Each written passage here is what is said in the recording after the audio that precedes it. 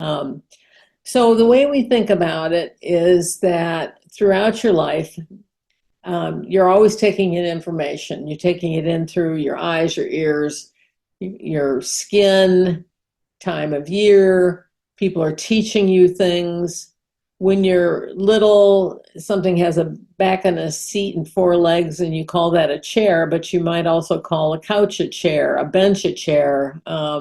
And later on, you're going to start to organize that information into words and categories in an attempt to understand.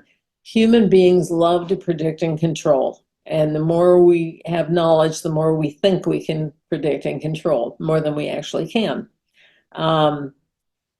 But along with taking in information, we're also taught various concepts as well, not just objects, but concepts. And I shouldn't even say most people. I think all people are taught the just world belief because you learn it from your parents, your teachers, religions, culture. Parents do not say to their children, if you run out into the street, you might or might not get hit by a car. They'll say, don't go out in the street, you'll get hurt, as if that's an absolute.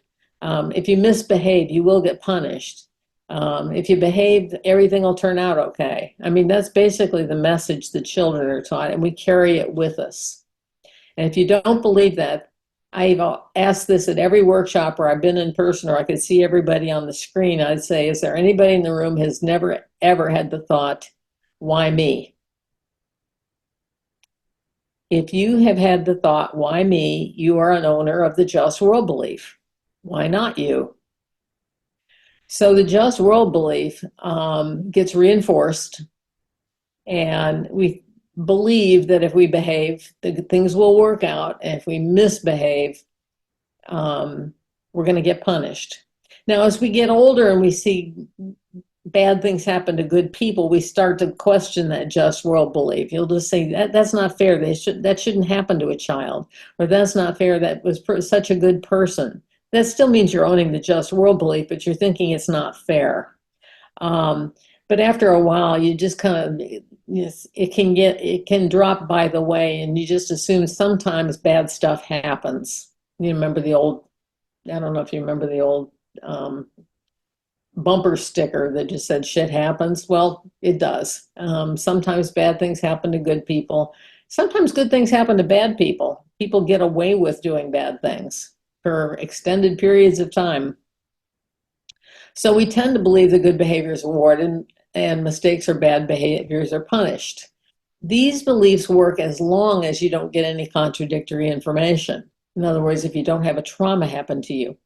The vast majority of people are going to have a trauma happen to them, at least one during the course of their life. All right, probably falls on a normal distribution. There's a couple of people out here that seem to have, and you'll see them in your clinics, that just seem to have everything under the earth, unrelated, bad stuff happens to them. And you just go, I can't believe how much bad stuff has happened to this person. Most of us have some traumas, some horrible events, some just negative stressors that wouldn't count as PTSD stressors, but just some stuff. And then there's probably a couple of people out there who have never had anything bad happen, and we hate them because they just don't even understand, and they're feeling very superior about themselves.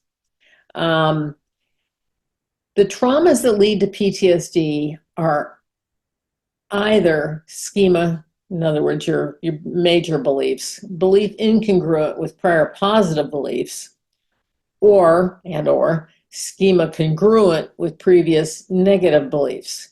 Now, if you've had a pretty sheltered life growing up and then a bad thing happens, that would be the bad thing would be incongruent with that prior belief that if you behave yourself, good things will happen, and I'm behaving myself, so good things will happen.